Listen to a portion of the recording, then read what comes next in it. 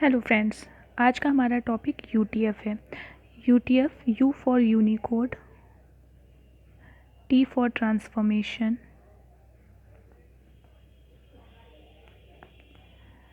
And F for format. तो full form of UTF is Unicode transformation format. This is the full form of UTF. अब Unicode is stand for universal coded character set. ये basically करता क्या है, ये convert करता है binary numbers, set of binary numbers to set of जो binary numbers का जो सीक्वेंस होता है, sequence of binary numbers to character set. सिर्फ इतना सा काम होता है इसका कि ये जो यूनिवर्सल कोडेड कैरेक्टर सेट होता है which is responsible for conversion of binary sequence numbers to character set. क्यों कैरेक्टर सेट में क्यों कन्वर्ट करता है? क्योंकि जो हमारी इन्फॉर्मेशन होती है वो बाइनरी फॉर्म्स में यानी कि सिग्नल्स के थ्रू जाती है। जब वो किसी और सिस्टम पर पहुंचती है तो ऑपरेटिंग सिस्टम उसको बाइनरी फॉर्म में ही एक्सेप्ट करता है, फिर वो यूटीएफ फॉर्मेट के थ्रू कैरेक्टर सेट में कोडेड हो जाता है एंड देन हमको ओरिजिनल इन्फॉर्मेशन मिल जाती है, जो हमारी ओरिजिनल इन्फॉर्मेशन होती है। इसको हम थोड़ा और अच्छे से पढ़ेंगे तो इसको हम इन शॉर्ट इसको ये कह सकते हैं, it shares our web pages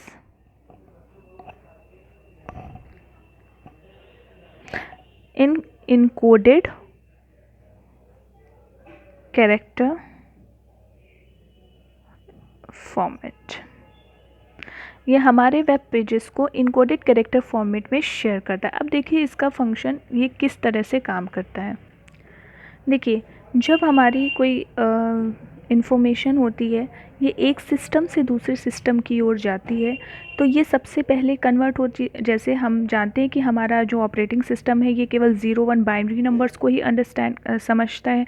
तो हम क्या करते हैं, 0-1 जो इन्फॉर्मेशन होती है ये कैसे जाती है, ये जब ये तो सिग्नल्स के थ्रू ही जाएगी ना, क्योंकि आपका जितनी भी इन्फॉर्मेशन है वो या डिजिटल फॉर्म में कैसे जाती है, डिजिटल फॉर्म या सिग्नल फॉर्म में कैसे जाएगी, 1 देन -1 देन 1 देन -1, ऐसे ही तो आपकी इन्फॉर्मेशन जाएगी। यही तो एक इंटरनल पार्ट होता है मैसेज शेयर करने का। तो इसमें क्या होता है कि 0 तो हमारा -1 को रिप्रेजेंट कर देगा और 1 हमारा 1 को। तो इस तरह से हमारी जब इन्फॉर्मेशन सेंड होती है तो यहाँ पर जब दूसरा सिस्टम का ऑपरेटिंग सिस्टम होता है, ये इसका सीक्वेंस जितनी भी इंफॉर्मेशन 0-1-0-0-1 के फॉर्म में आती है तो इसका एक सीक्वेंस बना देता है। अब एज इट इज़ जब ये सीक्वेंस हमें मिलेगा तो वो ओरिजिनल मैसेज नहीं होगा और वो ह्यूमन रीडेबल भी नहीं होगा। ह्यूमन रीडेबल मैसेज तो जो यहाँ से भेजा गया था वही था और वो हमारा कन्वर्ट हो चुका है 0101 सीक्वेंस में। तो अब हम इसको कैसे पढ़ेंगे, तो इसके लिए एक फॉर्मेट होता है यूटीएफ फॉर्मेट। और ऐसे ही बहुत सारे फॉर्मेट हैं, जैसे आस्काई फॉर्मेट है हमारा, डब्ल्यू यूरोप फॉर्मेट है, जेएस फॉर्मेट है एंड मैनी अदर्स ऑल्सो। तो ये फॉर्मेट हमारा तुरंत, इसके पास क्या होता है, इसका जो बाइनरी फॉर्मेट है ये तुरंत कैरेक्टर सेट में कन्वर्ट हो जाता है, कैरेक्टर सेट में कन्वर्ट। तो इसीलिए इसको क्या कहते हैं, इन कोडेड कैरेक्टर सेट। इसको क्या कोडेड कैरेक्टर सेट बोलते हैं। तो इसने तुरंत क्या किया, उन सीक्वेंस को, बाइनरी सीक्वेंस को, अभी मैंने आपको बताया binary numbers, it is a conversion of binary sequence of binary number two character set. तो इसने तुरंत कैरेक्टर सेट में जैसे जिस सीक्वेंस से आ रहा था इसने तुरंत कैरेक्टर्स में इसको कन्वर्ट किया और देन हमें ओरिजिनल मैसेज मिल गया। और ये हमारा ओरिजिनल मैसेज जो होता है वो ये ह्यूमन रीडेबल फॉर्म में आ जाता है और जिसको हमें मैसेज मिल जाता है। तो सोचिए इतना काम बीच में होता है। हम लोग तो एक क्लिक करते हैं और मैसेज सेंड हो जाता है और हमें लगता है कि जैसे मैसेज भेजा गया था वैसा मैसेज हमें मिल गया, बट उसके बीच में इतना काम होता है। और ये काम जो हमारा होता है इसमें बीच में काफ़ी लेयर्स और प्रोटोकॉल्स होती है, वो तो एक अलग ही टॉपिक है। लेकिन जो हमारा मैसेज हमको जैसे ही यहाँ पे पहुँचता है सिस्टम में, वो यूटीएफ फॉर्मेट के थ्रू हमें ह्यूमन रीडेबल फॉर्म में मिल जाता है। ओके, तो इस तरह से हमें मैसेज मिलता है। देन देखिए, UTF-8, UTF-16 एंड UTF-32 इतने टाइप्स होते हैं। एक UTF-8 होता है, एक UTF-16 होता है, UTF-32। अभी हम UTF-8 के बारे में देख रहे हैं, बाद में हम इन पर डिस्कशन करेंगे। UTF-8 क्या होता है बेसिकली, ये इसमें 0 to 127 बिट्स होती हैं, जो 1 to 1 सीधे मैपिंग होती है उनकी, मतलब जो 1 to 1 सीधे मैप करता है आस्काई कोड से। तो इसकी जो 1 से 127 बिट्स जो होता है वो 1 to 1 सीधे मैपिंग करता है आस्काई कोड की। तो इसको हम आस्काई कोड को हम कह सकते हैं ये सबसेट है हमारा UTF-8 का। क्यों 1 to 1 मैपिंग करता है, कि जो कोडिंग कैरेक्टर की कोडिंग 0 से 127 तक की जो भी कोडिंग होती है वो आस्काई कोड की कोडिंग से बराबर बिल्कुल एग्जैक्टली सेम होती है 0 से 127 बिट्स की। तो अब हम देखते हैं UTF-8। नहीं, पहले हम इसको समझ लेते हैं। जो मैंने अभी आपको कुछ फॉर्मेट बताए थे कि कुछ और भी फॉर्मेट होते हैं, जैसे UTF है, आपका आस्काई फॉर्मेट है, एंड देन आपका WEurope फॉर्मेट है, देन आपका JS फॉर्मेट है, and many others also format. These are also the formats which are using to convert the message from binary sequence to the character format, जो ये हमारे human readable format के रूप में हमें मैसेज को मिल जाता है। Basically share web pages in encoded character format set it does. Okay, तो जब इतने सारे एक फॉर्मेट था तो हमें इतने सारे फॉर्मेट्स का मतलब कैसे इसका इवोल्यूशन हुआ, तो ये भी हम देखते हैं, या हम ये देखते हैं इनकी पॉपुलैरिटी कैसे हुई। सो इनकी पॉपुलैरिटी देखते हैं कि ईयर वाइज कैसे फॉल एंड अप हुई। देखिए 2000 से अगर हम देखें 2002, 2004, 2006, 8, 10, 12, 13, 14 एंड सो ऑन, जो भी आपका 2020 एंड परसेंटेज के बेसिस पे देखें अगर हम, तो हमारा जो आस्काई कोड फॉर्मेट था जो कन्वर्ट करता था बाइनरी सीक्वेंस को कैरेक्टर सेट में, तो इसकी पॉपुलैरिटी पहले बहुत ज़्यादा थी, एंड देन सडनली इसमें बहुत ही ज़्यादा फॉल आ गया और इसकी पॉपुलैरिटी बिल्कुल लो हो गई। देन अगर हम WEurope फॉर्मेट, ये आस्काई कोड की पॉपुलैरिटी थी, देन अगर हम WEurope फॉर्मेट की बात करें तो बीच में तो उसकी एवरेज थी, देन कुछ सालों में उसकी थोड़ी पॉपुलैरिटी फॉल हुई, एंड देन कुछ उठी एंड देन फॉल, एंड फिर उसकी पॉपुलैरिटी ने सडन फॉल हो गया। तो इसमें WEurope भी इतना पॉपुलर नहीं रहा फॉर्मेट। इसका WEurope का जो फॉर्मेट है इनकोडिंग फॉर्मेट, ये भी इतना पॉपुलर नहीं रहा। देन अगर हम JS फॉर्मेट की बात करें तो JS फॉर्मेट की पॉपुलैरिटी भी बहुत ही बेकार रही, स्टार्टिंग भी अच्छी नहीं थी, एंड देन इसकी जो पॉपुलैरिटी है ये बहुत बिल्कुल भी बेकार रही, और आगे इसकी बिल्कुल भी इसने पॉपुलैरिटी गेन नहीं की। लेकिन अगर हम UTF-8 और 16 और 32 की बात करें तो इसने सडनली बहुत ज़्यादा पॉपुलैरिटी गेन की, और इस समय ये टॉप पॉपुलर फॉर्मेट है UTF फॉर्मेट। तो ये है हमारा ग्राफ के, ये हमारा ग्राफ है जो इस पॉपुलैरिटी जो बताता है कि इसको मतलब ये कितना यूज़ हो रहा है UTF इस समय। तो इस समय UTF की पॉपुलैरिटी और इसका जो यूजिंग है ये काफ़ी ज़्यादा है इस टाइम पे। अब हम जानेंगे UTF-8, UTF-16 एंड 32। देखिए UTF-8 में अगर कोई कैरेक्टर है, मान लीजिए A, तो A कैरेक्टर पहले इनकोडिंग होगा। इनकोडिंग अगर UTF इधर जगह नहीं है, मैं नीचे लिख दे रही हूँ। मान लीजिए कोई कैरेक्टर है और इसमें जो इनकोडिंग हो रही है UTF की, और यहाँ पर इनको कितने बाइट्स की ज़रूरत हो रही है, ठीक है, या इसका बाइट्स का जो बाइनरी सीक्वेंस है, जैसे आपका UTF-8 है, ये होता है हमारा 8 सीक्वेंस बिट्स। 8 सीक्वेंस बिट्स होता है, 8 सीक्वेंस बिट्स मेमोरी की नीड होती है हमें मैसेज को मिनिमम एक 8 सीक्वेंस बिट्स मेमोरी की नीड होती है मैसेज को ट्रांसफ़र करने की। हाँ, मैक्सिमम ये आपका 2, 3 और 4 हो सकता है क्योंकि ये फ्लेक्सिबल होता है। और अगर हम UTF-16 की बात करें तो इसमें जो मिनिमम है वो तो 2 की होती है, 2 बाइट की, या हम इसको बोल देते हैं 2 बाइट को 16 बिट्स की, या मैक्सिमम इसकी जो ज़रूरत होती है वो 4 बाइट्स तक जाती है। तो ये एवरेज परफॉर्मेंस देता है।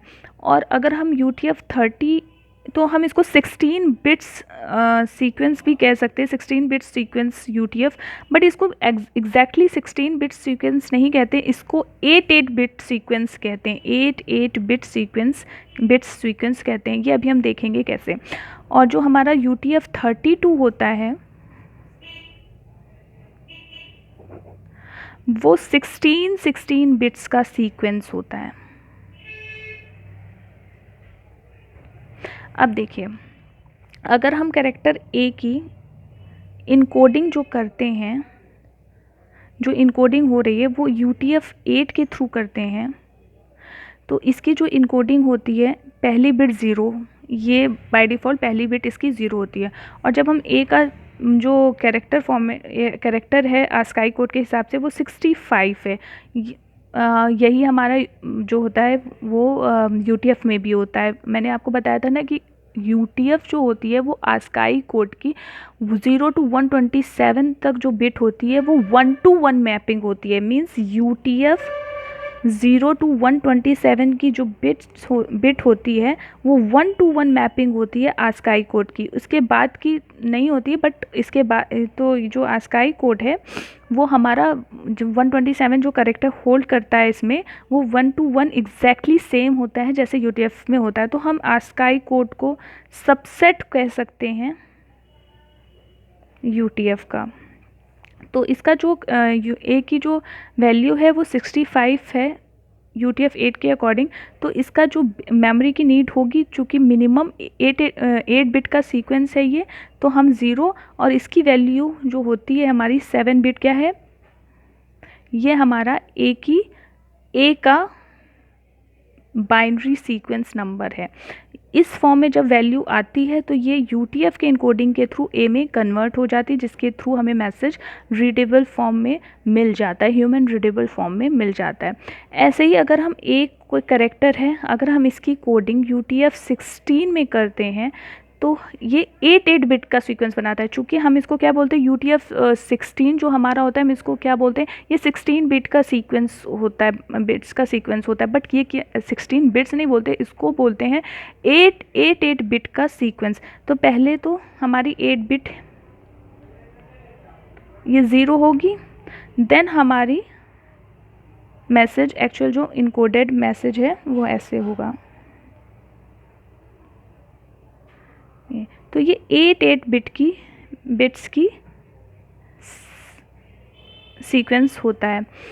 अगर हम मैसेज को इनकोडिंग करें UTF-32 में तो ये 8 सीक्वेंस बिट्स होते हैं। 0 0 0 0 0 8 देख लीजिएगा आप, 1 2 3 4 5 6 7 8 8, देन फिर 8, देन फिर 8, एंड देन आपका एक्चुअल कैरेक्टर की वैल्यू।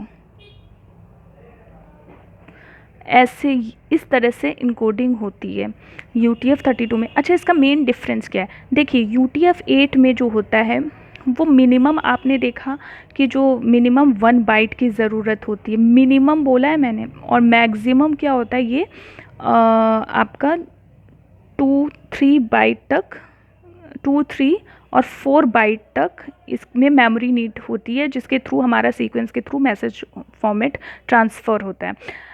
बट UTF-16 में जो होता है वो हमारा मिनिमम, ये चूँकि ये 16 बिट होता है तो मिनिमम 2 एंड मैक्सिमम हमारा ये minimum 2 byte and maximum 4 bytes की नीड होती है।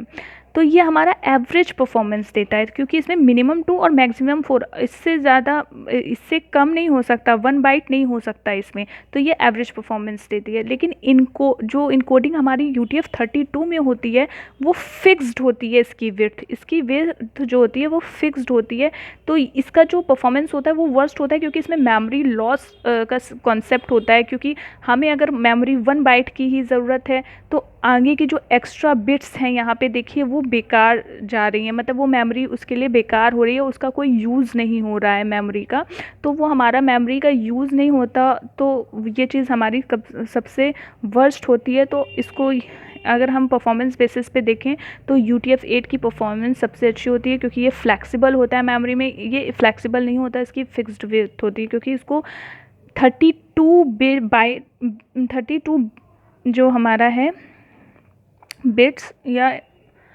32 बिट्स ही इसको मिनिमम और मैक्सिमम भी 32 बिट्स की मेमोरी नीड होती है, और मैक्सिमम भी 32 बिट्स मेमोरी की ही ज़रूरत होती है।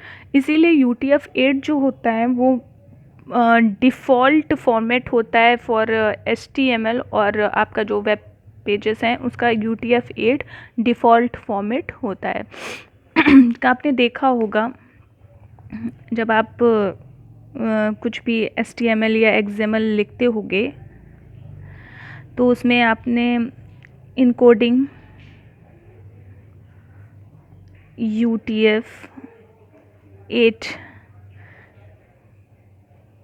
ऐसे करके आप लिखते होगे, तो ये जब आप XML की इनकोडिंग करते हो तो ये स्टेटमेंट लिखते हो कि नहीं, तो यही फॉर्मेट होता है जो आपके मैसेज को ट्रांसफॉर्म करता है character set, encoded character set में। तो ये जो हमारा UTF-8 होता है ये डिफ़ॉल्ट फॉर्मेट होता है हमारा। ये पूछा भी जाता है काफ़ी HTML पेजेस के लिए और XML के लिए, एंड जो भी आपका वेब पेजेस है उसका ये डिफ़ॉल्ट फॉर्मेट होता है, क्योंकि इसमें मेमोरी जो भी होती है वो वेस्टेज नहीं होती है, फ्लेक्सिबल होती है। तो ये पूरा कंसेप्ट हमारा UTF का था। होप गाइस कि आपको ये पूरा UTF समझ में आया होगा, ये पूरा कंसेप्ट आपको समझ में आया होगा। UTF का पूरा Unicode transformation format, universal coded character set. अगर आपको ये समझ में आया तो please hit the like button and subscribe and share my videos, and this is my new channel. Hope guys कि आपको ये कंटेंट समझ में आया हो। Thank you so much.